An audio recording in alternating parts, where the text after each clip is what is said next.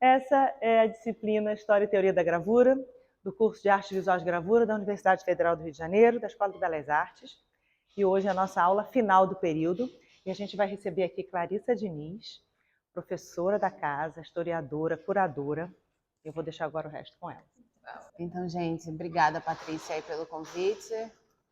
Achei ótimo, porque eu cheguei há pouco tempo na EBA, né? Então eu ainda não conheço a escola, estou conhecendo. E poder estar aqui é maravilhoso para conhecer um pouquinho mais, sair um pouco. Eu estou ligada ao Departamento de História da Arte e fico só andando sozinha aí pelos corredores dos ateliês, invejando, porque realmente é muito melhor, né, o ambiente dos ateliês do que as salas de aula assim mais formais, né, que é basicamente o meu cotidiano aqui na EBA. Então, até achei que a gente fosse estar no ateliê hoje, mas tudo bem, tá aqui também.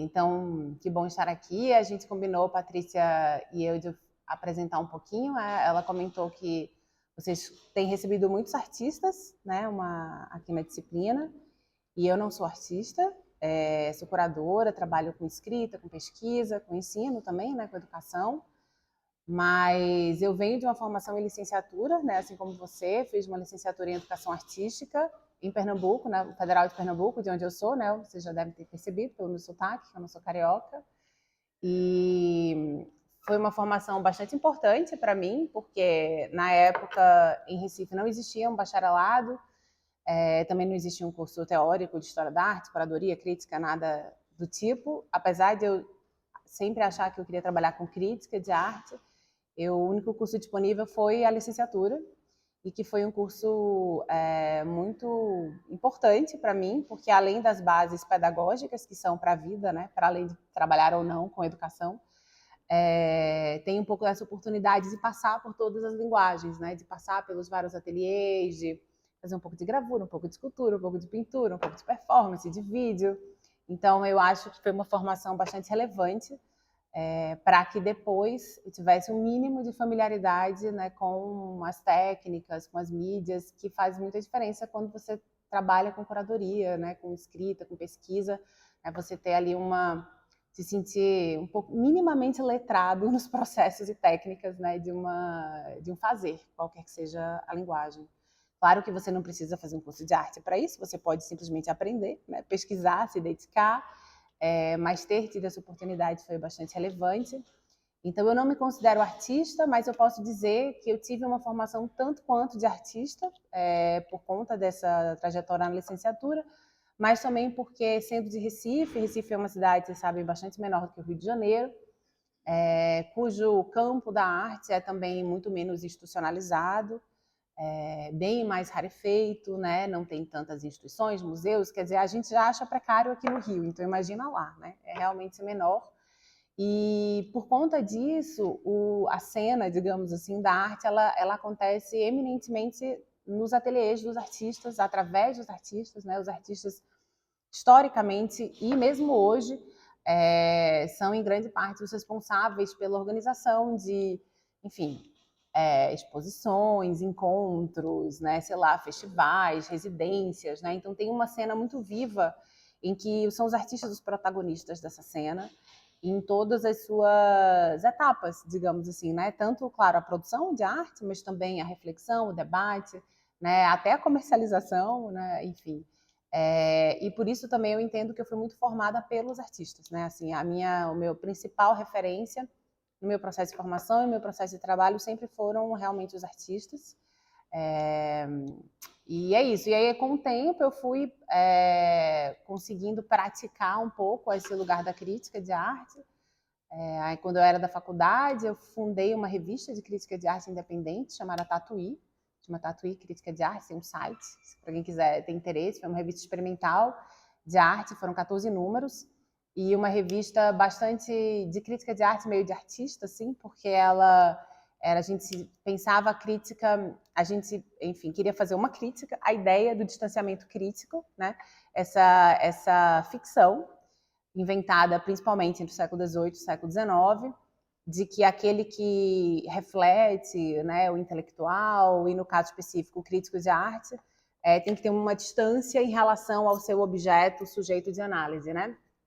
Ainda que isso tenha a ver com uma ética, né, da tentativa de encontrar uma certa isenção, uma certa imparcialidade, né? Acho que um debate ético legítimo que a gente pode fazer, mas tem uma ideia muito positivista de que é possível separar as coisas, como separar natureza e cultura, eu e outro, né? Enfim, e inclusive o artista e o crítico, né? E a gente achava essa ideia um tanto quanto obtusa, porque justamente vivendo em Recife, no meio dos artistas, né, a gente vivia essa situação de inseparabilidade entre quem cria e quem pensa e quem escreve, e não só aquilo era a situação que estava dada, porque era uma condição, digamos assim, mas aquilo parecia uma potência mesmo, parecia muito legal que fosse assim, né? A gente achava que isso era rico. Então, quando a gente fundou essa revista de crítica de arte, a gente quis pensar estratégias para boicotar a possibilidade do distanciamento. E aí o que a gente fez foi, em alguns números, fazer residências. Quer dizer, a primeira não foi exatamente uma residência, foi as primeiras, na real. Uma revista que a gente fez durante uma semana. Tinha um festival lá em Recife chamado Espadas Artes, festival de intervenções urbanas, performances e tal, que os artistas faziam durante 5 dias vários trabalhos, muitos deles nas ruas da cidade, e nós éramos um grupo de jovens estudantes de arte, querendo fazer crítica de arte, e aí a gente ficava literalmente correndo atrás dos artistas, na rua mesmo, assim, e a nossa ideia era ver o trabalho, conversar com as pessoas, escrever os textos, e em 5 dias a gente fez tudo da revista e lançou a revista. Então, imagina que em 5 dias você viu os trabalhos, escreveu, editou, diagramou e lançou. Imprimiu numa Xerox, no caso, e lançou. Então, a nossa ideia era que o tempo fosse tão curto, não só o tempo do processo editorial inteiro, que era 5 dias, mas também o tempo entre você ver um trabalho, escrever e reagir a ele, né, fosse muito curto, a ponto de que não tivesse distanciamento possível, né? Como que a gente poderia, de fato, sabotar a ficção do distanciamento? Isso passava por, como foi tudo muito intenso, a gente também quase não dormiu, né? Só uma semana, tal. Então, eu tinha uma ideia um pouco de exaurir o corpo, sabe? De deixar o corpo ficar cansado, no sentido quase performativo de, tipo, esgotar um pouco essas formatações, sabe? Do pensamento, esses preconceitos, tal. Então, essa revista, ela tinha coisas, por isso ela se chamava de crítica de imersão, a gente chamou esse processo de imersão, e depois a gente fez vários números imersivos, com vários experimentos. O mais radical deles foi viver, o grupo de editores e escritores que fez uma das edições da revista, ficar 25 dias morando juntos na mesma casa, e escrevendo todo mundo junto textos coletivos, né? Textos que eram de vários autores ao mesmo tempo. Mas a gente também fez filme, a gente fez cinema, ao invés de fazer texto crítico, enfim, vários experimentos assim na ordem da crítica. E eu considero que essa foi bastante importante para mim, essa passagem, assim, a criação, né? E eu fui editora em todos os 14 números dessa revista, porque também foi um compromisso com a experimentação no campo da teoria, né? No campo da crítica. E claro, a gente vai falar um pouco mais hoje de curadoria, mas eu entendo que está no mesmo lugar, na experimentação de método, de formas de fazer, de processos, né? Que vocês, como artistas, vivem todo dia, né? Vocês estão experimentando o método o tempo inteiro, né? A gravura, aliás, é uma linguagem fenomenal para isso, né? Porque ela é altamente protocolar, né? Nos seus procedimentos. Então, você tem muita consciência metodológica, né? Quando você faz gravura, você entende muito bem o passo a passo. E essa consciência, ela não é um convite à obediência, mas ao contrário, ela te instrumentaliza para a experimentação, né? É porque você conhece, é porque você tem consciência do método que você tem, às vezes, vontade de romper, de friccionar, de levar, né, mais adiante esse método. Então, eu acho que a Tatuí, né, que eu estou mencionando aqui com vocês, como uma revista que se pensou como um experimento metodológico na escrita, né, na crítica de arte, deixou muitas sementes, né, para depois, né, eu pessoalmente também ter feito alguns experimentos curatoriais, por assim dizer. E, bem, aí eu, enfim, também comecei a fazer pequenas curadorias, junto com coletivos de artistas, enfim, que eram meus amigos, o meu convívio em Recife. Deu um pouco tempo depois, a partir de 2008, mais ou menos, 2009, comecei a colaborar e fazer curadorias fora de Recife, né? Principalmente em São Paulo, no Rio menos. E depois, em 2011, eu me mudei para o Rio de Janeiro para fazer mestrado. Eu fiz mestrado na História da Arte da UERJ. E, enfim, foi uma uma decisão assim bastante, fiquei buscando uma universidade que eu achava que poderia no seu programa de pós ter um pouco mais de espaço justamente para experimentação. Então entendi que a UERJ, das universidades com programas de pós em História e Crítica da Arte, era que aparentemente oferecia mais essas condições e fui estudar lá. Mas já em 2012, enquanto eu estava fazendo o mestrado, eu me envolvi no projeto de criação do Museu de Arte do Rio, do Mar, que fica lá na Praça Mauá, né? A convite do então diretor de lá, o Paulo Herkenhoff, com quem eu já tinha colaborado curatorialmente e também em textos, em livros. E fiquei bastante envolvida no Mar, trabalhei no Mar por 6 anos, até 2018, então eu fui da equipe de concepção do museu, né? O museu só abriu em 2013, né? E a gente passou o ano de 2012 concebendo, né, as bases do projeto institucional, né, do museu, e também curei uma das suas exposições inaugurais e várias outras depois que o Mar, enfim, surgiu, né? E fiquei trabalhando lá por muitos anos. Passei vários anos coordenando muitas equipes, né, tipo a curadoria, montagem, museologia e produção, e com o tempo consegui me desvencilhando e ficar mais só na curadoria, que foi o tempo equivaleu ao tempo de construção do museu. Então, enquanto essas equipes começaram a surgir, né, vocês imaginam que tudo começou muito pequeno, muito confuso, aí a coisa vai crescendo, as equipes vão surgindo, vão conseguindo mais profissionais, né? O museu, quando o Mar surgiu, de fato, ele surgiu do zero, né? Ele não é tipo, não tinha nenhum protocolo, né? Tudo teve que ser realmente criado, inventado. Então, eu acho que eu vivi esse momento da invenção mesmo do museu, que foi muito rico, porque foi um grande aprendizado de como fazer institucionalidades, né, nas artes.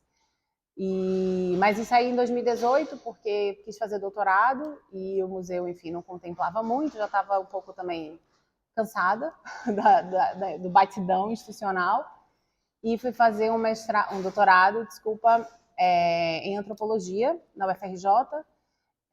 Então fiz um pouco essa migração, quer dizer, não é migração, mas uma pequena desvio, assim, porque eu quis estudar, assim, a intenção de ir para a antropologia, porque no doutorado eu estudei como a arte moderna no Brasil produziu violência contra os povos indígenas. E era muito difícil estudar isso dentro de um repertório epistemológico das artes visuais, né? Assim, a antropologia, ela inclusive é uma disciplina muito mais com uma tradição autocrítica e bem, assim, significativa, bastante alta, assim, uma alta voltagem de autocrítica, também uma disciplina tão colonial quanto a própria arte, né? Inventada dentro do projeto colonial, né? Do mundo, né? Então, ela também foi se fazendo, né? Tentando fazer a sua própria crítica. E foi muito importante ter estudado lá, ter aprendido um pouco com antropologia. Fiquei 6 anos fazendo doutorado, ao invés de 4. E acabei há pouco tempo, ano passado, e cá estou. E é isso. Um semestre, então eu entrei esse ano no Departamento de História da Arte. Eu fiz o concurso, né, para arte moderna e contemporânea, e acabei de chegar. Então sou mais novata do que a maior parte de vocês, eu imagino. Estou conhecendo. E está sendo muito legal também. Vocês estavam lá ontem, né, na Bienal. Eu estou contribuindo com essa edição da Bienal da EBA. Cheguei, já estava andando, né, o processo, mas me somaram a ele no meio. E tem sido uma grande oportunidade, porque você vai conhecendo artistas de vários cursos, né? Não só artistas, também professores, né? Enfim, é uma ação transversal dentro da escola, né? Então, estou adorando essa oportunidade. O meu, digamos assim, ponto alto de contato com uma ideia de escola, que não só o recorte que eu tenho no cotidiano dentro do departamento, tido a possibilidade, né, de conhecer. Mas eu tenho certeza que ainda, enfim, vou conhecer vários outros. E também tem sido muito legal que os estudantes que estão fazendo as disciplinas que eu estou dando hoje, que são todas histórias da arte, estão fazendo trabalhos sobre artistas que estudam na EBA, né? Sobre artistas dos bacharelados, ou da FAU também, ou recém-egressos da EBA. Então, também tem sido maravilhoso, através dos meus estudantes, conhecer outros estudantes como artistas, né? Conhecer suas produções. E uma das partes dos trabalhos, são 4 trabalhos, né, que eles fazem no total sobre esses artistas que eles estão estudando, e um deles é uma entrevista longa. E agora mesmo estou terminando de ler 70 entrevistas. É um grande privilégio, porque um dos grandes assuntos das entrevistas é a EBA. Vocês podem imaginar estudantes da EBA conversando sobre a escola. Então, tem sido, assim, uma aula, né, do funcionamento, dos desafios, das dificuldades, das contradições, né, mas também das coisas que são massa na escola, né, dá para sentir tanto a paixão de vários estudantes e acho que tem algo que se repete em muitas entrevistas que eu li, que tem a ver com esse processo, né, para quem entra aqui meio pós-adolescência ou adolescência, né, de se reconhecer enquanto sujeitos a partir do lugar de uma escola de artes, né? Então é muito rico poder ver isso nas palavras, né, desses estudantes, mas também os desafios, né? Assim, os desafios de permanência, de acesso, né? Enfim, as grandes questões estruturais, né? Racismo, machismos, né? E tudo que a gente conhece bem, as violências institucionais, né? Então tem sido digamos assim, que eu estou passando por um intensivão, um cursinho, sabe, de escola de belas artes, através desses estudantes que estão fazendo esses trabalhos e por meio deles eu estou podendo acessar. Bem, então tá, eu pensei em fiquei pensando o que eu poderia trazer, e aí eu resolvi trazer essa exposição mais recente, que abriu esse ano. Agora ela estava no CCBB de São Paulo, a partir da semana que vem ela vai estar no CCBB de Brasília, e ela virá para o Rio em agosto do ano que vem. Então, com sorte, poderemos visitá-los juntos e tudo mais, né? E trocar mais sobre essa exposição. Mas, enfim, aí eu trouxe um pouco de material para contar para vocês do processo de criação e como que ela se organiza, né? Mas numa intenção de a gente poder conversar um pouco sobre curadoria, né? Porque eu acho que a ideia hoje é... Então, por favor, assim, falem, simplesmente, né? Intervenham, tragam questões, comentários, né? É uma conversa. E bem, como vocês estão vendo, se chama Brasil, Meme no Brasil da Memificação. Ela é uma exposição que foi organizada por mim e por Ismael Monticelli, que está ali o nome dele. Ismael é um artista, ele é gaúcho originalmente, mas hoje em dia ele mora em Brasília, ele passou um tempo morando no Rio também. E em colaboração com um perfil de Instagram, que é um perfil chamado New Memesia, não sei se vocês seguem ou conhecem esse perfil. Mas enfim, digamos, um exercício curatorial que foi muito interessante, porque reuniu uma perspectiva de uma curadora, que no caso sou eu, de uma artista e de um perfil de Instagram. Como pensar os memes a partir dessas três diferentes perspectivas que, claro, somam, né? Enfim, foi um grande desafio. Ela foi uma exposição muito amadurecida durante o processo da pandemia, a partir de 2020. Na época, o Ismael Monticelli, ele já desde o ano anterior, de 2019, ele tinha ganho um prêmio. No Brasil tinha um prêmio chamado Prêmio Marco Antônio Vilaça, lembra desse prêmio?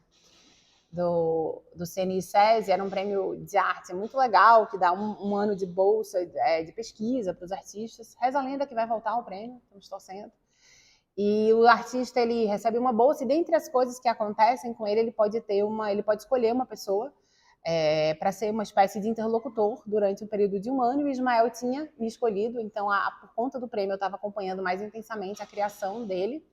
E, na época, ele estava fazendo doutorado, estudando redes sociais na UERJ, mas fazendo uma espécie de uma tese ficcional, literária, que foi escrita numa página de Facebook. Então, a tese foi escrita pelo Facebook, uma espécie de personagem. E aí, por conta disso, a gente começou a conversar um pouco mais assim, sistematicamente, né, sobre cultura digital, redes sociais. Esse sempre foi um tema que me interessou. Em 2018, eu curei uma exposição chamada A Nordeste, que aconteceu no Sesc 24 de Maio, em São Paulo, que incluiu memes, incluiu obras comissionadas, né, obras criadas para a exposição por dois perfis, que é Alcione Alves e Saquinho de Lixo. Então, foi minha primeira oportunidade, assim, com pensar criações de artistas que estão no ambiente digital para o espaço, digamos assim, físico do Cubo Branco, né, e com as tecnologias das exposições.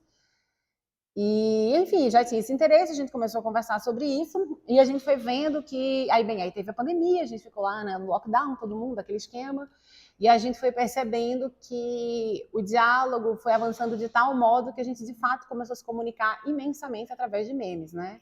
Todo mundo, eu acho que...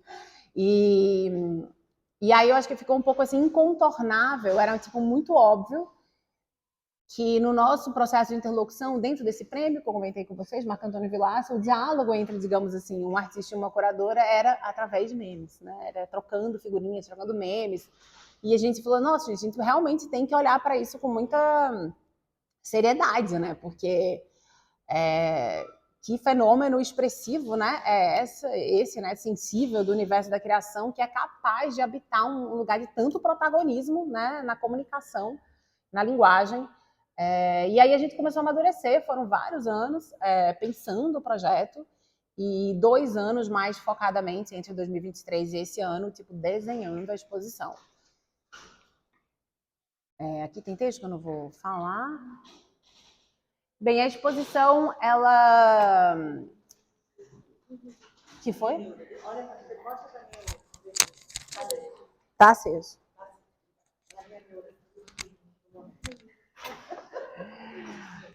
A exposição tem vários núcleos, né? Muitas exposições se organizam em núcleos, em pedaços, em partes, capítulos, né? A do Zerbini tinha, né? Você vai lembrar. Nem toda curadoria tem que ter núcleos, mas essa exposição, às vezes, quanto maior a exposição, mais ela demanda esse tipo de recorte, para poder criar alguns mergulhos de maior inteligibilidade, né? Para criar, até para você poder lançar algumas hipóteses de leitura de um modo mais preciso. Então, essa exposição que tem... Será que a gente fecha? É o vento. Entendi, beleza. Hã? Deixe ela, gente, é Yansan. Mas, enfim, essa exposição ela teve quase 800 obras, né? Claro que muito disso é vídeo, né? Então, assim, não é que você vai ver 800 objetos, mas é um volume grande, né, de obras. Então, essa lógica dos núcleos ela é muito estratégica para ajudar a gente a pensar, para ajudar a gente a navegar pela exposição, né, e tentar ter um momento um pouquinho mais concentrado, mais recortado diante de cada argumento, digamos assim, né, diante de cada hipótese analítica que a exposição, enfim, se presta a fazer. No caso dessa exposição, a gente teve 5 núcleos principais, mas a gente também teve um núcleo de abertura e um de encerramento, tipo um prólogo e um epílogo, assim. A exposição começava, então, meio que nessa abertura, com esse prólogo que a gente chamou de Alisa Meu Pelo, em referência a esse meme. Não sei se... É um meme muito adolescente, então vocês provavelmente viram Alisa Meu Pelo muitas vezes, da época da escola. Para os menos letrados nesse meme. Trata-se... o primeiro registro vem disso aqui, né? Aparentemente, onde se conseguiu chegar na genealogia da coisa, que alguém escreveu, alisa meu pelo na nota de R$50, né? Perto da carinha da onça. Então, criando ali aquela brincadeira entre alisar a onça, alisar a nota, né? Alisar o dinheiro, alisar esse bicho, né? Que é um dos ícones, né? Da ideia de Brasil. E aí caiu na rede é peixe, então alguém postou isso e aí entrou um processo de memificação, né? Que consiste basicamente na reapropriação, né, infinita da ideia do Alisa Meu Pelo, né? A gente está vendo aqui algumas das imagens do Alisa Meu Pelo, né, como aquela oncinha que vocês estão vendo ali, alguns dos primeiros memes eram em baixa resolução. Então, depois surgiu o meme Alisa Meu Pelo em 4K, em 8K, né? Sempre aumentando a resolução da imagem. O alisamento obrigatório, enfim, alisa minha tábua, alisa meu banco. É infinito, gente, não acaba, né? É realmente, assim, o paraíso do Alisa Meu Pelo. E a gente achou que seria interessante abrir a exposição com um meme, assim... muito nonsense, né? Porque o Alisa Meu Pelo, ele é ultra nonsense, né? Tem uma youtuber, enfim, humorista, roteirista, chamada Raquel Real, não sei se vocês conhecem ela tá na exposição, e ela usa muito o termo biruleibe. A gente ficou usando muito esse conceito do biruleibe, que é muito biruleibe, assim, né? Que é um pouco essa coisa do maluquinho. E a gente queria abrir a exposição com algo muito biruleibe, né? Que, tipo, já... que não fosse assim dizer, meme é, 2 pontos, né? Que não fosse, que anunciasse que essa exposição ela não define o que é meme, o que seria uma grande contradição em termos, porque o meme a memificação é a grande arte de seguir se transmutando, se transformando em velocidades cada vez mais aceleradas, né? Então você acha que entendeu um meme, vem outro, que é o meme do meme, o meme do meme, não acaba nunca, né? Então não faria sentido tentar afirmar, descrever o que é um meme, e tampouco faria sentido tentar fazer uma espécie de panorama dos memes, tipo, esses são os memes mais importantes, né? Fazendo, inclusive, a pesquisa, e muito em colaboração com esse perfil, né? O New Memezium tem, sei lá, talvez 1 milhão de seguidores, não sei, é um número muito maior do que eu, por exemplo, né? Acesso nas redes sociais, então a gente conseguia ter a experiência de cruzar o que o algoritmo mostrava para mim, o que o algoritmo mostra para o perfil e para outras pessoas. E é isso, fica muito patente esse entendimento de que o que a gente acessa de memes é muito claro. Tem os memes que viralizam, né? E se tornam preferência assim, nacional, mas cada um de nós que curasse uma exposição sobre memes provavelmente traria memes muito distintos, porque a gente acessa universos, né, de sentido muito recortados dentro da internet. Então a gente rapidamente aboliu a ideia de fazer um panorama também. E por isso a gente fala que a exposição não é nem uma antologia, nem uma ontologia dos memes, né? Essas coisas meio palavrão, mas antologia é sempre aquele compilado, né, de coisas. Então a antologia poética de Fernando Pessoa, né? A compilação de toda a poesia do Fernando Pessoa em seus vários, né, heteronômios e tal. Então a gente não faz uma antologia, e tampouco faz uma ontologia, que é essa definição de uma identidade, né? A ontologia tem a ver com a perspectiva da identificação de uma característica existencial, né? Algo próximo do conceito de identidade que a gente, enfim, acessa hoje, e a gente também não faz isso. O que a gente faz é um exercício mais metodológico, a gente tenta observar como trabalha o meme, quais são as operações do meme, né? Quais são as operações linguísticas, sociais, políticas do meme, e por isso a gente se interessa muito pela ideia de memificação, né? Por isso que o título é No Brasil da Memificação. A gente pode pensar que a nossa exposição não é exatamente sobre meme, mas mais sobre memificação.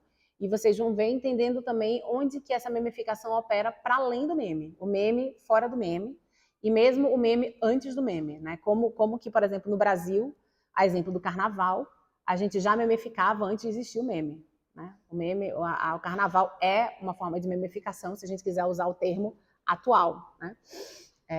Bem, mas voltando para a entrada, tem essa entrada Biruleibe que consistiu nesse LED, né, com uma sequência de memes do Alisa Meu Pelo, né, selecionados por nós, e essas várias reinterpretações que são acessíveis, são feitas para que as pessoas possam tocar, né, dos memes. Então, Alisa Meu Pixel, né, Alisa Meu Pelo, essas oncinhas, elas falam. Essa primeira aqui, ela tem um trabalho, foi feito por um carnavalesco, então é Alisa Meu Ornamento, ela tem pedrarias, assim. Essa aqui que tá de costas é Alisa Meu Shape, não dá para ver de frente. Alisa Meu Puff, né? Alisa Meu Pelinho, as pequenininhas ali. Alisa Minha Tábua. Né? São várias, então, também foi uma entrada, isso é o átrio, né, do CCBB. Muitos CCBBs do Brasil têm essa entrada, né, igual aqui o CCBB do Rio tem também, né, aquele átrio, aquela rotunda. E ela recebe as pessoas com esse meme muito engraçado, né? Meio assim, adolescente, bem biruleibe, mas também muito convidativo e que traz esse personagem que é a onça para falar de Brasil, de cara, né? Porque eu acho que assim, o Brasil é o maior produtor de memes do planeta, né? O Brasil é um dos países de maior acesso planetário no YouTube, no TikTok, no Facebook e no Instagram, né? Variando entre segundo e quinto lugar, né, entre todos esses. Então, a gente está falando de um país que provavelmente é a maior, em termos quantitativos, de comunidade de pessoas conectadas por horas do mundo, né? É algo impressionante. E o meme viveu um processo de uma escalada de ascensão velocíssima, né, no Brasil, que nos levou muito a pensar que por que o meme colou tanto, né, no Brasil? Assim, o que aconteceu que em tão poucos anos essa linguagem se tornou assim, tá em todos os lugares, né? Quer dizer, hoje a gente tem o governo federal fazendo meme, né? Vocês viram o meme do gatinho da soberania nacional, né? Que o governo explicou de um jeito genial, né, a questão a partir do tarifaço, do Trump, não sei o que e tal, com um meme de gatinho. Não sei se vocês viram, mas quem não viu é uma obra-prima da comunicação institucional, né? Então, assim, o meme no Brasil, ele é discurso de Estado, né? Não é, assim, uma coisa subversiva apenas, ainda que o seja também, né? De fato, ele está no lugar que ele está na televisão, ele está na propaganda, ele está na publicidade, ele está nos produtos, ele está na moda, ele está numa escola de arte, ele está numa exposição, ele está no discurso do governo, né? Então, assim, é algo que é grande demais, protagonista demais, importante demais para a gente fingir que não está vendo dentro do campo da arte, né?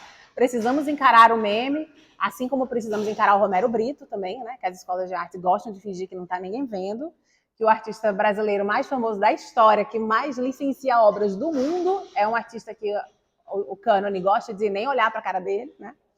Então a gente resolveu encarar esse meme e a gente ficou pensando que, de fato, há algo na cultura do Brasil que é só a nossa relação com o humor e com o deboche, que parece ter acolhido muito bem a linguagem do meme e transformado ela, né, dado a ela essa força exponencial que a gente vê no contexto brasileiro, assim, né?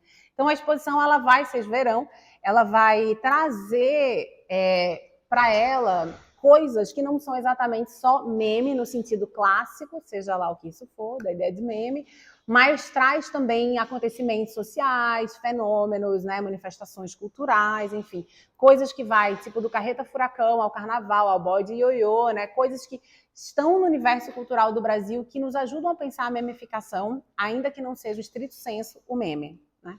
Ou poderíamos pensar, talvez, que são outras formas de meme, né? Enfim, é um debate que a gente faz. Alguém quer comentar? Eu vou comentar que é para isso que a gente paga a internet, é para ver meme. É mais um meme, é para isso que a gente paga a internet. Vocês pensaram em, por exemplo, fazer uma renovação desses memes? Porque a coisa vai, fica muito e depois passa. Sim, a gente até pensou, mas a gente desistiu.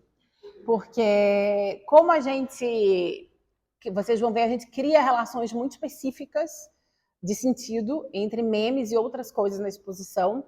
Então a gente não queria ficar trocando essas coisas, porque alguns memes pra gente são insubstituíveis mesmo, assim, sabe?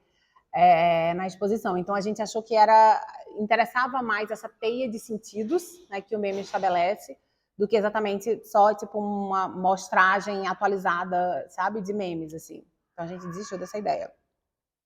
Mas é uma possibilidade. De toda maneira, é uma exposição que ela já nasce vintage, né? Assim, no dia seguinte ela já está desatualizada, né? E por isso também que a gente não entrou nessa pira, né? De ficar querendo mostrar o mais contemporâneo. A gente mostra coisas muito antigas. Vocês vão ver que tem, sei lá, o sanduíche Ishi, da Ruth Lemos, né? Então, ela é uma exposição que vai buscando coisas. O meme mais antigo, que a gente, né, brinca que é um meme, é de 1922, da exposição, muito antes de existir a internet, né? Então, realmente, assim, a gente não tem muito essa pira do, sabe, do mais atual, tal, de mostrar. Como a gente está pensando mais em métodos, em operações, não tinha tanto essa questão do mais recente, assim, podia ser... Ela pode envelhecer, a exposição, sabe? Ela tem o direito a ficar velhinha, sem problema. Até porque também dá formas de pessoas que não viram aquele meme participar dele. Com certeza. Nossa, isso é demais, assim, a exposição, ela tem muito texto, não assim só tipo texto de parede, ela tem muitas legendinhas comentadas, aqueles textinhos menores, que quem quiser lê, né? Ninguém é obrigado a ler, mas tem tipo 60 páginas de legenda comentada, justamente percebendo isso, né? Que às vezes é importante dar um pouquinho de contexto sobre os memes para as pessoas, porque nem todo mundo acessa, por exemplo, a Alisa Meu Pelo, aqui, né? Que a gente acabou de ver. Você tem que contextualizar, não explicar, porque piada explicada não tem graça, né? Mas, de fato, dar ali um pouquinho de panorama histórico, né? Enfim, contar um pouco o contexto para ser honesto, né? E generoso com os públicos, assim.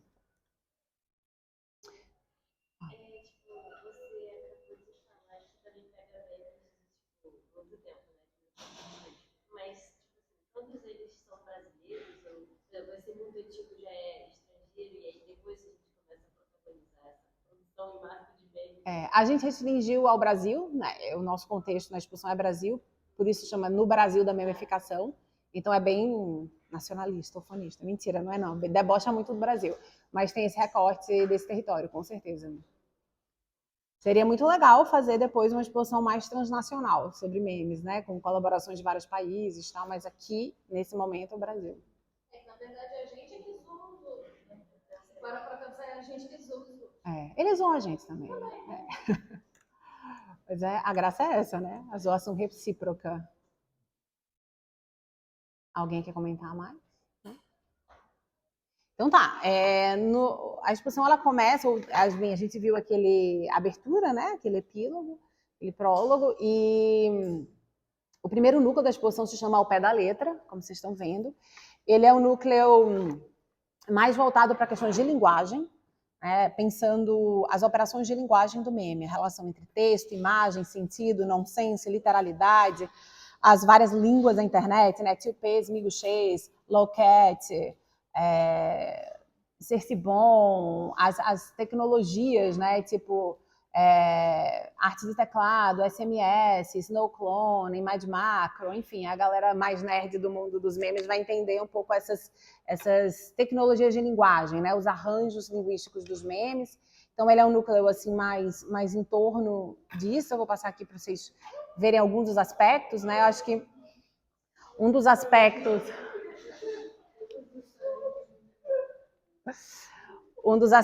que a gente explora é essa questão de uma estética, né? Muita gente fala, ai, que coisa feia, né? Coisa mal feita, tosca.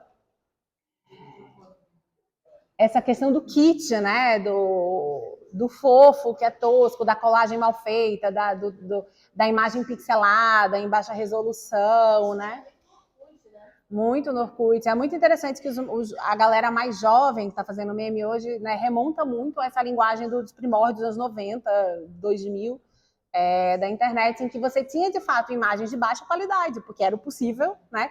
Mas hoje os memes que podem estar sendo feitos em 8K gostam de brincar exatamente com essa imagem low-tech, né? Com essa qualidade que brinca com a ideia do feio.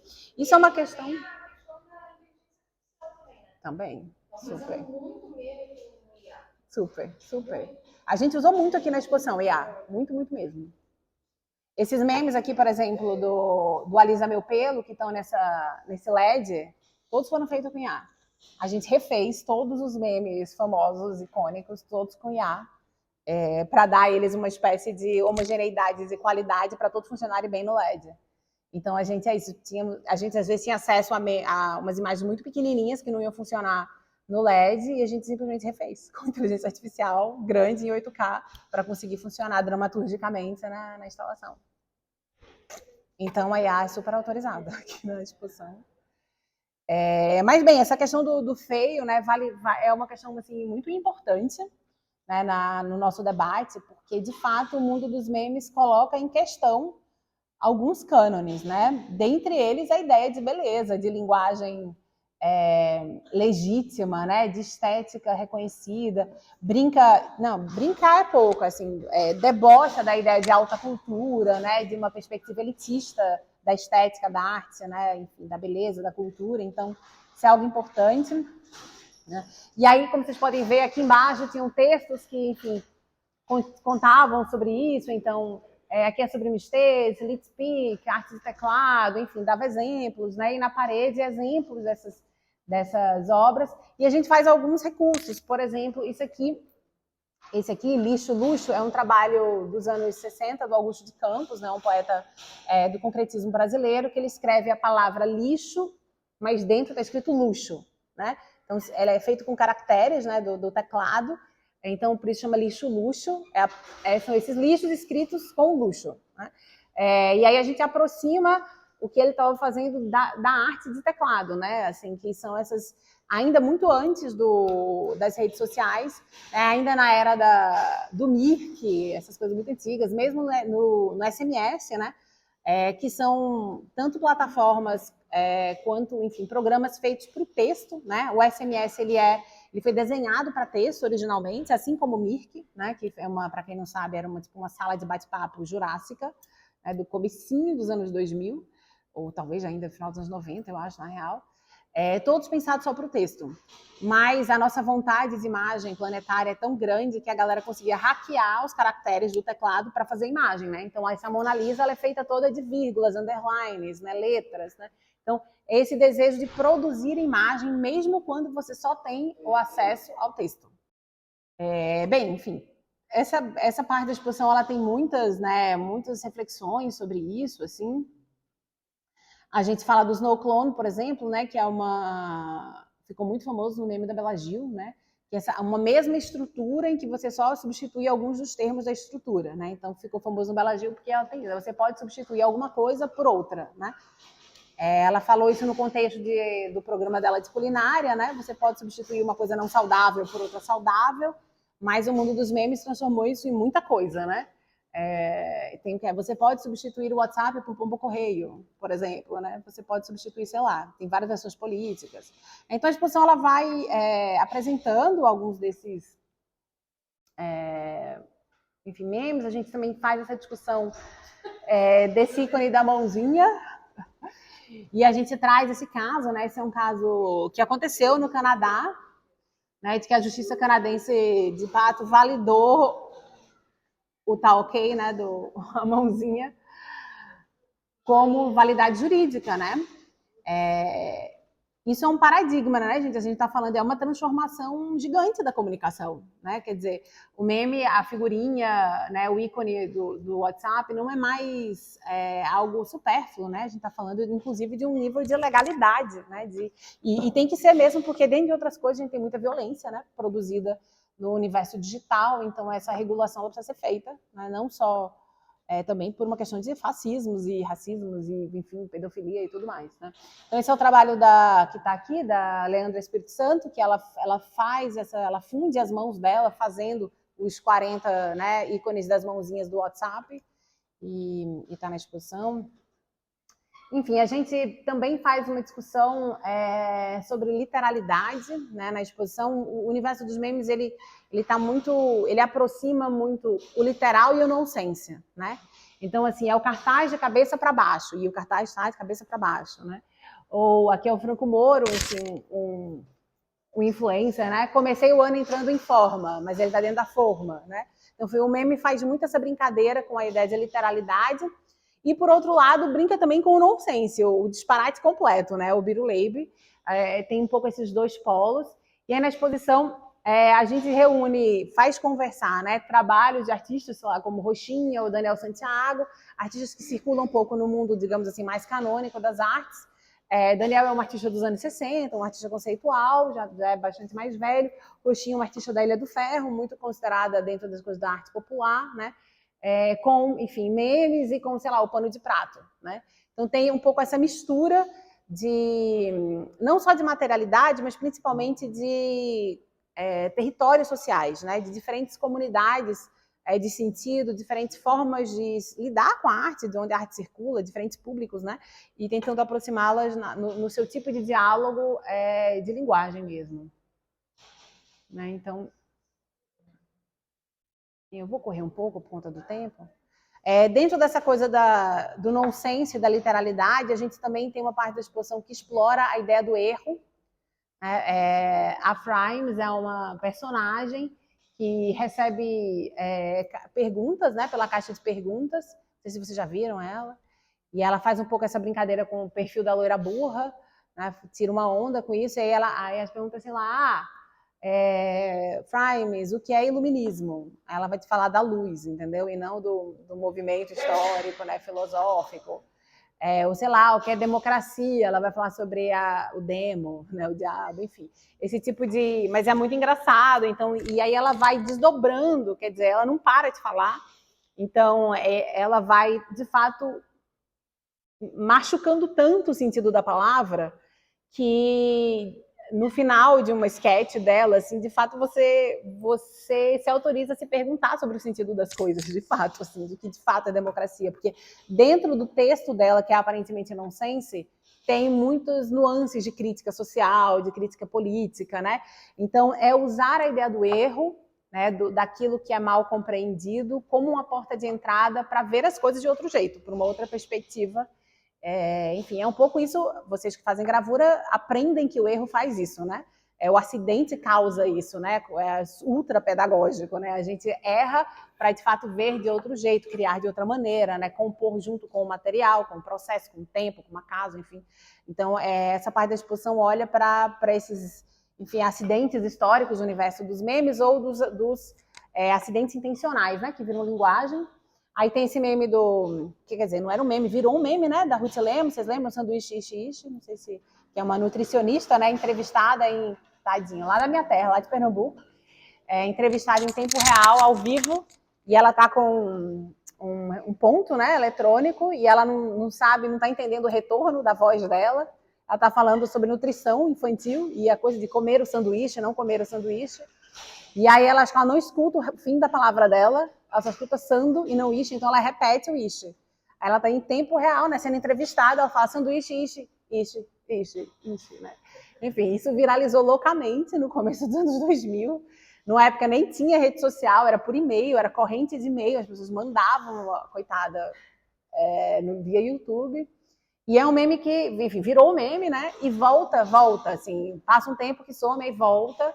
E ela virou um personagem, ela fez até propaganda da TIM, fez várias propagandas de telecomunicações, sabe? Enfim, virou um universo.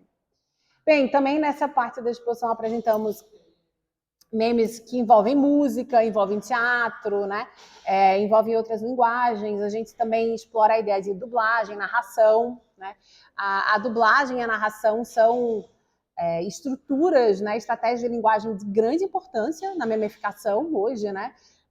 Muitos memes são feitos exatamente, sei lá, observando aqui, a gente tem o Richard Alves, ele não diz nada, ele só tem uma cena, alguém lembra, né? Algo está acontecendo de um lado da tela, ele só reage do outro lado, ele só muda a expressão dele, eventualmente, né, chora, ri, né? Então, é de um minimalismo gigantesco, né? Que desloca a linguagem para esse lugar da reação do rosto, né? Totalmente de um jeito muito engraçado, instigante, ou muitos memes aqui, a gente está vendo a Luísa Goss, que de fato dublam, né, situações, sei lá, do Big Brother ou da novela, né? A dublagem como esse recurso de linguagem fundamental.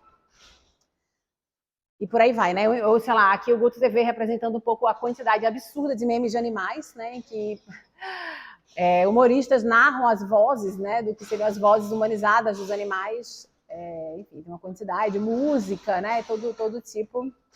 E a exposição também fez algumas releituras, digamos assim. Esse é um meme que ficou famoso, uma garota vai no supermercado e manda uma mensagem de amor para o namorado dela usando produtos, né, do supermercado. Então olha, garoto, vim aqui porque te quero, né? Eu te acho bom todo e formamos um casal ideal. Sei que seu amor é caro, mas estou suave porque sei que você é um fofo. Sei que você gosta de outra moça, mas veja, meu amor por você é absoluto. E vim de coração dizer que você é uma delícia e perguntar se eu serve. Eu serve. É genial, né? Então, isso a forma original desse meme é uma imagem, né? Tinha um meme não, né? Na época não era como meme, mas tinha algo parecido com isso, que na verdade era uma caixa de bombom, em que você tinha todos os bombons, por exemplo, da garota, fazia uma frase pro Dia dos Namorados, por exemplo. Tinha isso, mais ou menos isso. Eu vou procurar isso, eu não lembro disso não, muito bom. Lembra disso, Patrícia? Maravilhoso. Era uma caixa de bombom. Na verdade, não era uma caixa de bombom. Era algo assim que você dava pro namorado no Dia dos Namorados. E aí usava os bombons para fazer a mensagem. Dizer que gostava e tal, serenata de amor, quero fazer uma serenata de amor para você. Quero ter a sensação. Aí vai usando muito bom. Os bombons. Muito bom, muito bom. E, bem, gente, isso aí é uma invenção da curadoria, né? Vocês veem que isso, esse jeito de exibir, isso é uma coisa importante, vocês vão ver, vou mostrar para vocês em outros momentos da exposição, são que a gente ficou apelidando de memes da curadoria, que a gente se apropria de memes que circulam por aí na internet, monta eles de um jeito mais cenográfico. Claro que aqui, no caso, esse meme tem uma autora, né, que é a garota, com a autorização dela, que a gente fez essa releitura, digamos assim, no espaço.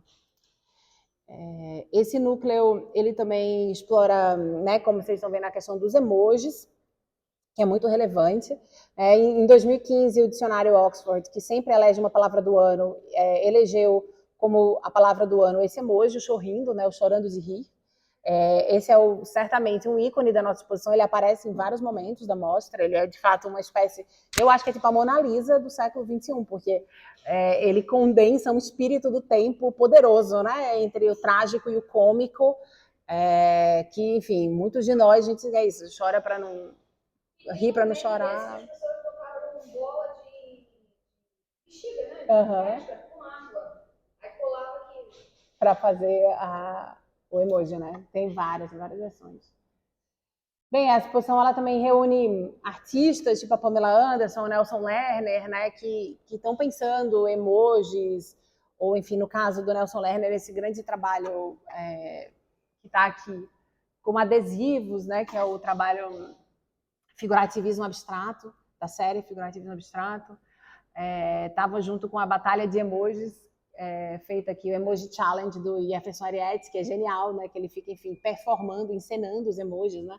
Sequências de emoji. Então, essas sequências de emojis são uma espécie de partitura. E aí é isso, ele leva tapa na cara, joga água nele, enfim, tem toda uma teatralidade que tem muito a ver com o que os memes são hoje no Brasil. O segundo núcleo, que é mais curtinho, se chama Hora dos Amadores, e observa como que a memificação tem colocado, transformado pessoas como a gente, digamos assim, não especialistas ou não famosos, em pessoas de relevância e protagonismo social, né, comunicadores, o conceito do influencer, né? Essa ideia do influencer que não é um especialista, né, da área, mas que é alguém que passa a influenciar opiniões, né, que passa a pautar assuntos. E isso levou a revista Time, em 2006, a fazer... A revista Time também elege sempre uma pessoa do ano, um personagem do ano, acho que desde o começo do século XX. Em 2006, a Time colocou You, né? Você, na capa. E a capa original, que não dá para ver aqui, é um espelho, é uma versão espelhada, então que a pessoa ela se vê na capa da Time. E numa tentativa de chamar atenção para isso, né? Como que agora estaríamos vivendo a hora dos amadores, né? Esses amadores que pode ser qualquer um de nós que de repente tem muita influência. Isso tá, enfim, tá no Big Brother, né? Tá nas redes sociais, né? Tá em vários lugares da nossa experiência social. E ainda que a gente tenha vários problemas derivados daí, como o negacionismo, desinformação, fake news, né? Tem, assim, sem querer idealizar, né? Tem muitas consequências também. Por outro lado, é um processo de mobilidade social, de ascensão de, né, recursos de produção mais democrático, né, um jeito de pautar o debate da esfera pública de uma forma que rompe as barreiras de um mundo muito verticalizado, muito, enfim, que acaba mantendo os poderes, né, de uma tradição europeia, da branquitude colonial, né? Então, é como que essa chamada hora dos amadores, de fato, conta para a gente de uma grande transformação, revolução mesmo, né, social no mundo. E aí a gente reúne criadores aqui como a Alessandra Araújo, que desde os seus lugares de não especialistas, né, a Alessandra, por exemplo, mora no Tocantins, num sítio, e ela vai fazendo os looks que ela adora, moda, tal, com as bananeiras, as folhas, os bambus, as coisas da casa dela. E aí hoje ela já foi capa da Elle, por exemplo, né? Bem, vamos explorando nesse núcleo justamente artistas que tiram partido desse lugar de não especialista. Né? Aqui o Rafael Vicente, vocês conhecem ele? Ele é aqui do Rio. Ele é um artista da Maré e que usa muito a sua própria família nas suas produções. Então tem a avó, a tia, a irmã, né? E eles fazem filmes, séries, é uma coisa super instigante. Ou a Luciana Paz, que enfim é uma humorista que tem muitos diferentes tipos de produções, mas a gente escolheu aqui a série Arte Condominial, em que ela faz uma espécie de visita curatorial por diferentes condomínios, mostrando a arte de condomínio, né? Enfim, essa ideia do artista amador, que muitas vezes ocupa esse lugar. Ou mesmo a Malfeitona, que é uma artista que é também tatuadora, que justamente ficou conhecida por essas tatuagens mal feitas, né, por desenhos mal feitos, amadores, né, tipo incompetentes, ruins. E aí ela, enfim, adota essa ideia do mal feito para fazer as suas tatuagens. Aqui na exposição ela criou esse backlight, que é um backlight que reúne seus desenhos, mas também a sua conceituação sobre a ideia do peba, né? Ela é baiana e no Nordeste, mas não só na Bahia, tem essa ideia do peba, que seria algo tipo fuleiro, o que não é bem realizado, o que não é sofisticado, né? E que, enfim, que está nesse nome dela, né? No malfeitona, para falar exatamente desse poder daquilo que o cânone, ou o sistema, ou a hegemonia, tipifica como sendo menor, inferiorizado, porque seria menos bem feito, né? E quando, na maior parte das vezes, tem a ver com criações de sujeitos, como no caso do que ela vai falar do PEBA, que não tem acesso aos recursos, às tecnologias, né, às oportunidades para fazer conforme a perspectiva hegemônica, né? E por isso refaz a seu modo, que é uma das forças políticas da memificação. Na memificação, a gente se apropria, sei lá, da Gucci e faz do nosso jeito, né? Faz do modo como a gente não só pode, mas também como a gente quer, né? Como deseja. E na exposição a gente remontou um concurso do Mickey Feio. Né? O Mickey Feio é um concurso que foi criado em 2002, chama Concurso Mundial do Mickey Feio, por uma dupla de artistas, Daniela Brilhante e Lorival Coquinha. Eles fizeram 3 edições desse concurso. Depois o concurso foi memeficado, várias pessoas do mundo, em vários lugares do mundo, começaram a fazer por conta própria. Hoje em dia tem vários sites e blogs na internet que fazem o concurso, e lá no CCBB a gente realizou uma edição, quer dizer, está sendo realizada ao longo de toda a itinerância, em que as pessoas faziam seus Mickeys feios, né? E vão ganhar um prêmio, e o prêmio é toda a coleção de Mickey feios. O Mickey, porque tem um voto popular, né? Aqui, então, isso aqui é uma urna, as pessoas votam, todos os Mickey são numerados, e o Mickey feio mais querido de um ano de exposição ganhará como prêmio os provavelmente 30 mil Mickeys feios que a exposição vai conseguir reunir nesse período. É tipo um presente de grego, né? Que é um pouco a ideia do concurso. Para vocês terem ideia, a primeira versão do concurso, o premiado ganhou uma passagem só de ida para Disney. Só de ida. E tem a foto aí do ganhador? Então, foi uma ganhadora. Não tenho, mas eu sei o que é. Era um Mickey feito com 4 bolas de isopor cobertas de cabelo humano. Era tipo uma maiorzinha embaixo, que era o corpo, uma menorzinha aqui, que era a cabeça, e 2 assim, que eram as orelhas. Aí foi o Mickey mais bem votado. Justo, né? Achei.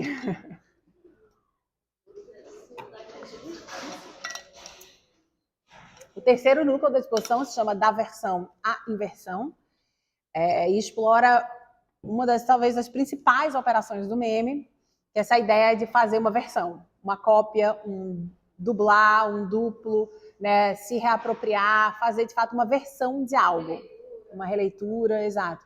E muitas vezes nesse exercício de verter, a gente inverte os sentidos, inverte as intenções, né? Aquilo que era sério vira deboche, né? Aquilo que era de direita vira de esquerda, né? Enfim, às vezes aquilo que era machista vira uma crítica ao machismo, né? Então, como que a cópia, a ideia de versão, de reprodução, não é necessariamente pagar um tributo ao original, mas também uma disputa contra o original, com o original, né? A mímese, ela não é uma arte menor do que o original. Ela é, de fato, um combate com o original, contra a ideia do original, né? Eu acho que é uma grande política iconoclasta, anárquica, né, que põe em dúvida o direito à presunção de originalidade de algo, né? Então, a gente olha para isso dentro da exposição. A gente reúne artistas como John Drops, né, que vai fazer várias versões de looks de mulheres, principalmente divas pop, né, tal, Beyoncé, Anitta, etc. Mas faz de modo geral na cozinha da casa dele. Então, ele é um homem negro, gordo, né, fazendo na cozinha da casa dele, e com isso ele vai atritando, né, ele faz com papel laminado, com os materiais que ele encontra, esses grandes looks das passarelas, né, dos festivais e tal. E ao fazer a sua versão, na real, ele chama mais atenção para o abismo, né, entre as cópias, e com isso faz a gente pensar em várias questões, né, principalmente no caso de John Drops, que é algo que é recorrente no trabalho dele, a crítica ao padrão, né, hegemônico do corpo branco, magro, né, como referencial de beleza. Né? Então, é algo que ele vem explorando bastante. Também o Alexandre Muri, que é um artista que foi conhecido principalmente no começo dos anos 2000 pelas suas versões de obras. Né? Então, esse é o rosto dele. Isso aí não é um trabalho digital. Isso é, de fato, ele montado, maquiado, como Mona Lisa. Né? Na exposição, a gente apresentou ele de Cristo Redentor e ele de Abaporu. Vocês conseguem ver aqui. A Grávida Taubaté. Isso aqui embaixo era um LED com várias fantasias de carnaval que a gente foi coletando de pessoas, enfim, pesquisando no Instagram, pessoas que fizeram fantasias de carnaval a partir de memes, né? Então, assim, o meme da Grávida Taubaté, e as pessoas iam para as ruas vestidas, né, enfim, fantasiadas.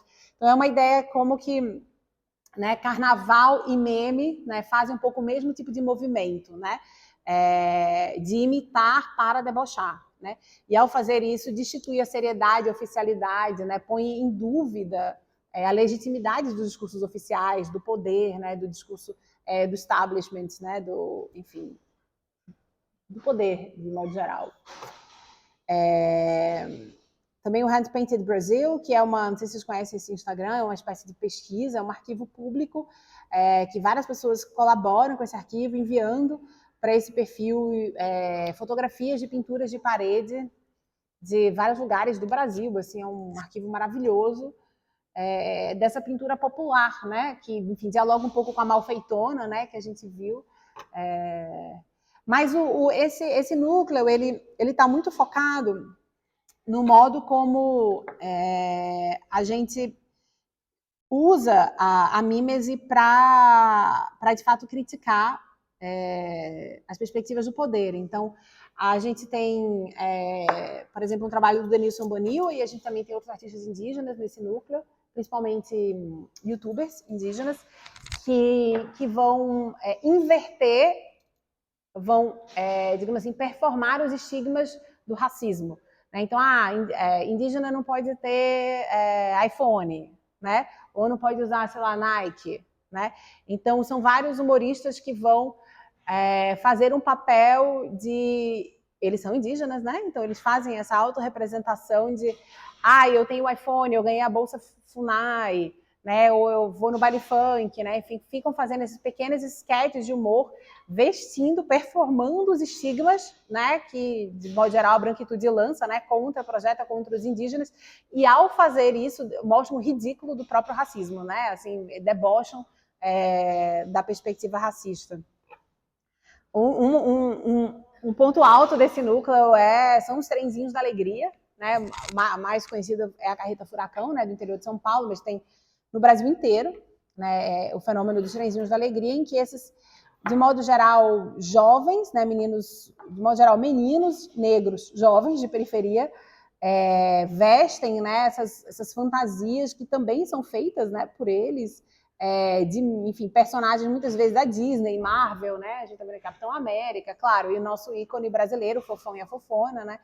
E fazem essas festas ambulantes, né? Com esses caminhões ou ônibus, né? Cheios de luzes, andando pela cidade, tocando funk, pulando nas coisas, né? Enfim, acho que todo mundo conhece um pouco, e que é um processo de grande deboche, de grande profanação também da ordem da cidade, né? Porque esses personagens vestidos geram um certo caos, né? Às vezes pulam muros, né? Enfim, dialogam com as pessoas de um jeito provocativo, né? Então tem, de fato, uma performance iconoclasta, né? Do deboche que eles fazem. Essa parte da exposição olha para as questões de versão e inversão em três assuntos muito urgentes do nosso tempo, que são as relações entre classe e trabalho, entre racialidade e entre gênero, né?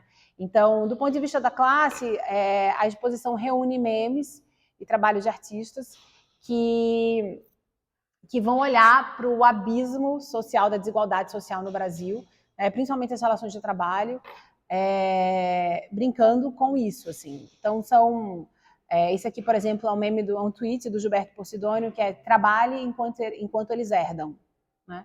Ou aqui é um kit do estagiário da Faria Lima, né? Tem vários vídeos aqui de diferentes autores que performam um pouco esse perfil do CEO, do empresário, debochando um pouco dessa ideia de que a gente pode ser nosso próprio chefe, né, de que no capitalismo basta querer, né, que a gente consegue ganhar dinheiro, né, a meritocracia, né, então toda uma sequência de trabalhos que pensam o neoliberalismo, mas justamente nessa relação de inversão. Então são artistas que mimetizam, né, esse discurso oficial da meritocracia, por exemplo, para debochar dela. A gente também faz isso em relação às questões de racialidade. De modo geral, são artistas que performam a inversão do preconceito aqui, então, contra a branquitude, né? Então, muitas vezes, personagens como a Giovanna Eleodoro, né, que é uma mulher trans, negra, que se veste com essa peruca loira e performa estigmas, né, e preconceitos clássicos contra pessoas negras. Então, só de repetir as mesmas atrocidades, né, do racismo, fazendo o papel de uma pessoa branca, revela, né, o absurdo, o imponderável, enfim, disso. Ou aqui Eita, desculpa.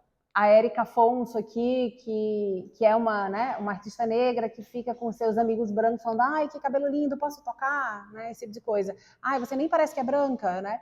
Enfim, esse tipo de estigma, né, muito cotidiano na experiência racial brasileira, mas dessa vez performada na direção, né, da branquitude. E o mesmo pensando em questões de gênero. Então, aqui, por exemplo, a Bruna Volpe um sketch que ela vai ao cinema com a mãe e ficam rindo, assim, filmando, porque na frente dela tinha um casal hétero. Né? E fica, gente, tão fofinho eles, tal, né? Então, um pouco dessa inversão do que a gente está mais acostumado a ver, que é o preconceito, né? Enfim, as homofobias, transfobias, né? Enfim, que a gente está acostumado a ver. E a exposição, ela monta um museu, que é o Museu do Homem da Internet, né? Que é essa paródia que a gente faz com os museus etnográficos, né? Tipo o Museu do Homem Americano, o Museu do Homem, né, Europeu, o Museu do Homem do Nordeste. E só que esse homem que a gente usa é o homem mesmo, assim, tipo, como sinônimo do macho heterossexual, né? Cis. E aí a gente brinca um pouco com essa ideia do sofrimento hétero, da minoria hétero, né? Que não é, enfim, uma invenção nossa, infelizmente, né? Aqui embaixo tem mais ou menos 20 matérias de reais, retiradas da imprensa, né? De homens dizendo que estão sofrendo preconceito porque são bonitos, porque são brancos, ou a tentativa de fazer no Brasil uma parada do orgulho hétero, que existiu, né? Até teve projeto de lei para instituir o Dia do Orgulho Hétero, e coisas desse tipo, né? De que ninguém pensa na fragilidade do homem branco, enfim, essa sofrência, né? Do homem hétero que a gente tem visto.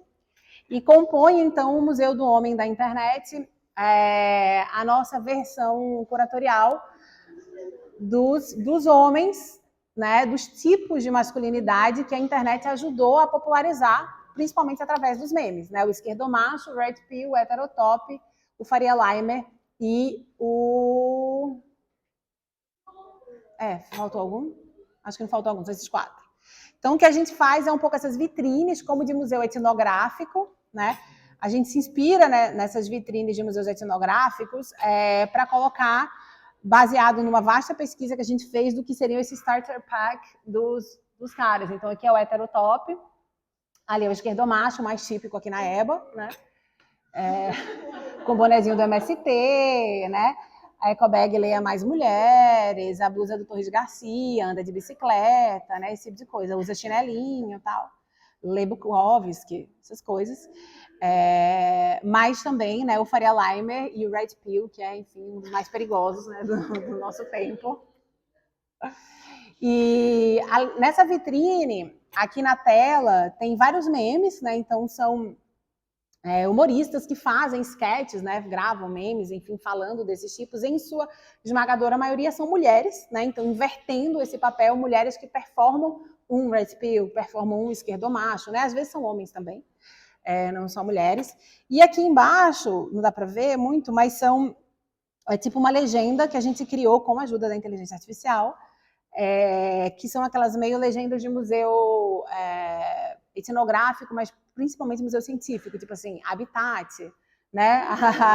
O que ele come, como se reproduzem, né?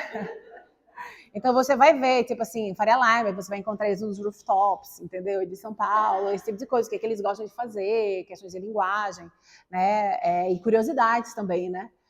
Sobre eles. Então é de fato uma brincadeira com esse modelo do museu, né? Tentando trazer, digamos assim, uma interpretação para o mundo físico, analógico, de uma experiência de crítica social que o meme produz nas redes sociais, né? Porque a gente que enfim está aí, habita o mundo dos memes, recebe, né, e circula e ajuda e percebe, né, consegue interpretar e até se proteger, né, das várias masculinidades tóxicas do nosso mundo a partir de um letramento de gênero que a gente acessa pelas redes sociais, né, ou pelo mundo digital de modo geral. Então a gente entende que isso não é nem um pouco supérfluo, isso não é entretenimento, isso é debate político, né? Isso é uma das coisas mais importantes, né, do nosso tempo dentro das várias pautas de gênero. E aí a gente interpreta isso curatorialmente no modelo do Museu do Homem da Internet dentro da exposição. Chegando mais para o final, a gente tem o Eu Proliferado, que é um núcleo que olha muito, né, para, como diz o próprio título, para essa exacerbação do eu, né, que a internet produz, a nossa cara, o nosso retrato, a nossa performance, a nossa narrativa, o nosso cotidiano, os nossos amigos, o que a gente pensa, a nossa opinião, enfim, eu para todos os lados, né?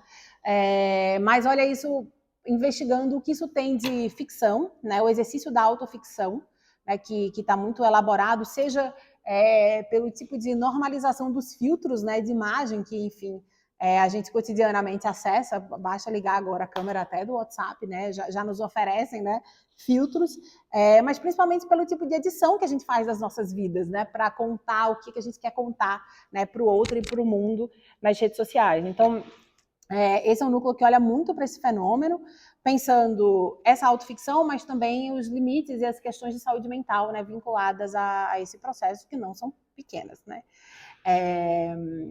A exposição tem esse núcleo tem uma sessão inicial chamada Arrume-se Comigo, que é esse grande camarim, que tem trabalhos que ficam, enfim, variando, né, aparecem e somem, da blogueirinha, da Greta Sarfati, de vários artistas que trabalham com maquiagem, mas também de artistas mais históricas do mundo das artes visuais, como Regina Vater, como Thelma Saraiva, que é uma artista da fotopintura, lá do Ceará, que fazia seus autorretratos e depois se pintava enquanto personagens do cinema, das divas do cinema, isso lá nos anos 40, né, antes de existir a popularização da fotografia colorida no Brasil.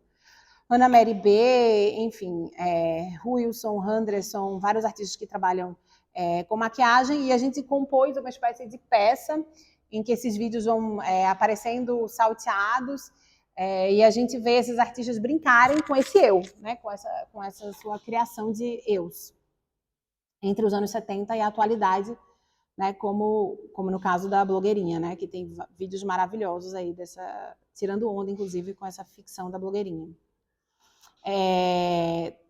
Dentro do Eu Proliferado, a gente tem esse núcleo chamado Chorir, né, que justamente discute essa relação entre rir e chorar, né, e as questões de saúde mental, né, hoje. A gente reúne várias esculturas, né, muitas delas, como essa da Liana Mena Barreto, ou aqui da Ana Bigão e do Antônio Carlos Elias, que são esculturas que fazem quase uma espécie de oposição a esse modelo ideal do rosto que os filtros nos impõem, né? Bem, não só os filtros são um sintoma, né, do próprio modelo, né, enfim, de padrão de beleza, de comportamento, de subjetividade, e são artistas que estão explorando uma ideia de deformação, né, brincando com aqui, por exemplo, o Elias, ele é dentista, então ele brinca com essa prótese dentária, né? Ele usa próteses dentárias e material de fazer prótese para fazer essas esculturas desse sorriso forçado, né? Dessa alegria que a rede quer sempre nos forçar a ter, né? Performar uma alegria que a gente sabe que não é real, né? E tem vários artistas como Pedro Vinícius, né? Mas também o Frases para Você, que estão nesses backlights aqui no alto, com com essas pílulas de pseudo-autoajuda, né, que, na real, expõem mais a fragilidade, né, e as nossas vulnerabilidades do que, de fato, as nossas saúdes das quais a gente poderia se orgulhar, né?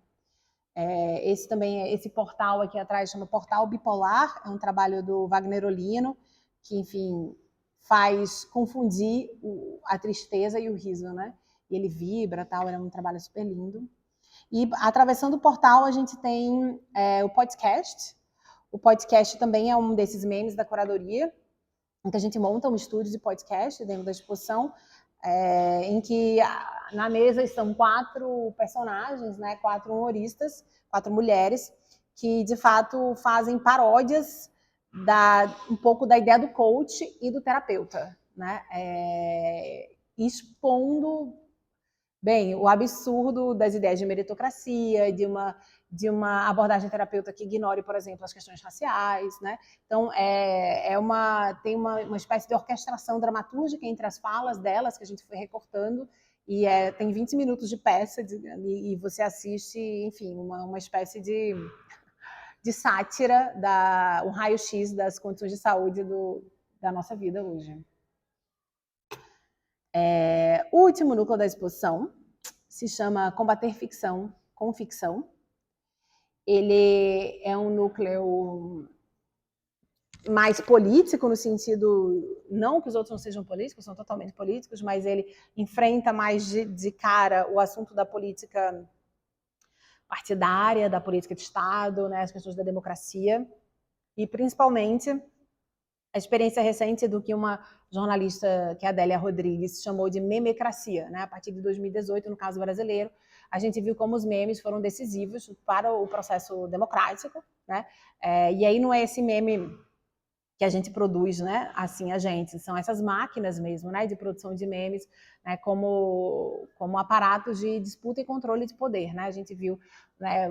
Muitos de nós tivemos a experiência de ver os mais velhos, portanto, os que têm menos relação de alfabetização digital, né, serem muito manipulados por todo tipo de fake news, né, por todo tipo de meme. Então, esse é um núcleo que olha para esse assunto, olha para essa relação, né, verdade, mentira, realidade, ficção, né, como que a gente pode tratar disso no tempo atual.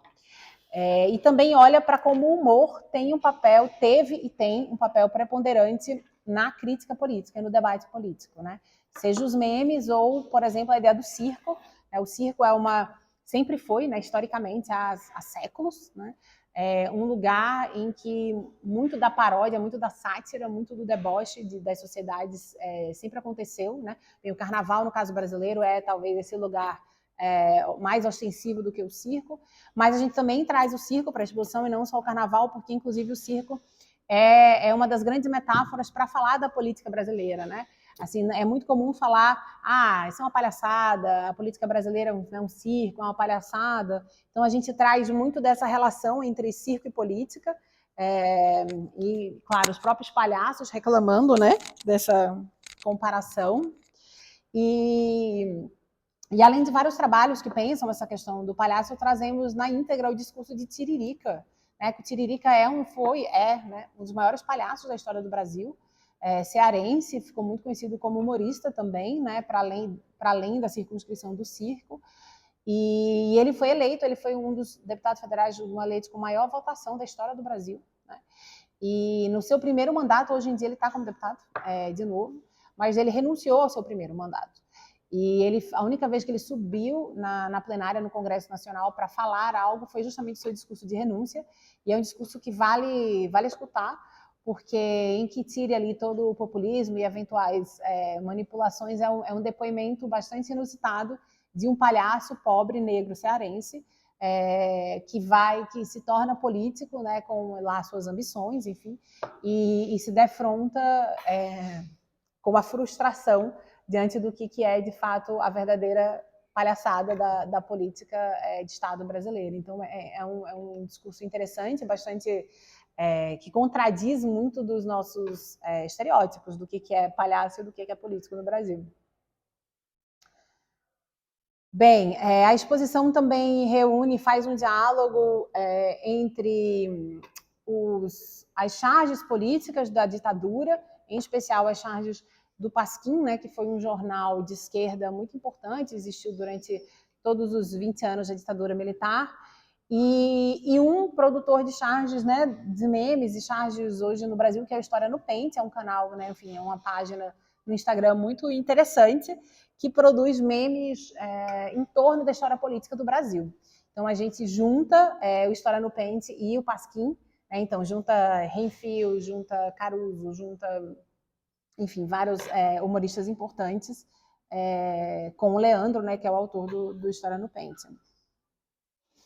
A exposição também explora alguns personagens. Seu repórter é Ernesto Varela, um personagem de Marcelo Taz, durante a ditadura ainda.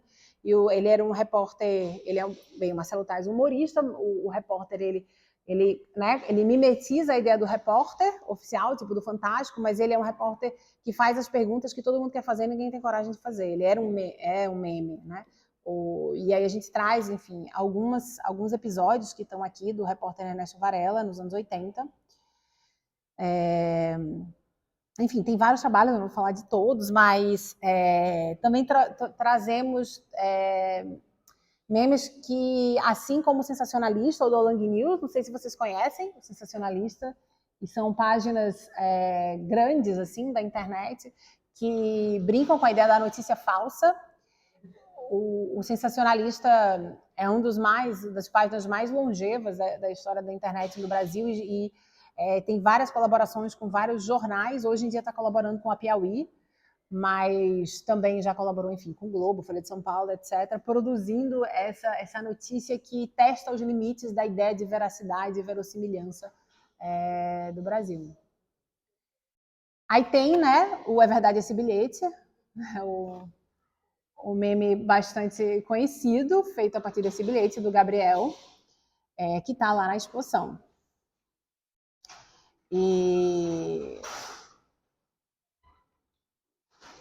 Bem, e aí, enfim, tem essa sequência de camisetas do Brasil que deu certo, né, que é também não só um perfil de memes, mas também virou uma marca de roupas, que faz essas bonés e camisetas, tipo, né, que em 1984, né, o livro do George Orwell vira ficção novamente, porque tudo que ele basicamente previu nesse livro aconteceu, né, tipo Big Brother. Então a gente vive na distopia que ele escreveu, né, vivemos essa distopia como nossa realidade, principalmente os regimes de vigilância, né, e controle social, biopolítica. Então enfim, são várias obras e camisetas que brincam com isso, tipo Make Fascists Afraid Again, né? Torna os fascistas assustados com medo novamente, esse tipo de coisa.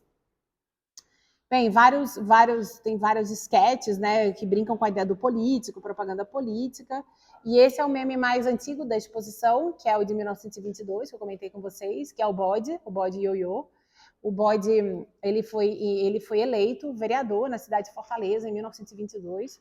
Naquela época, a eleição era em cédula física, né?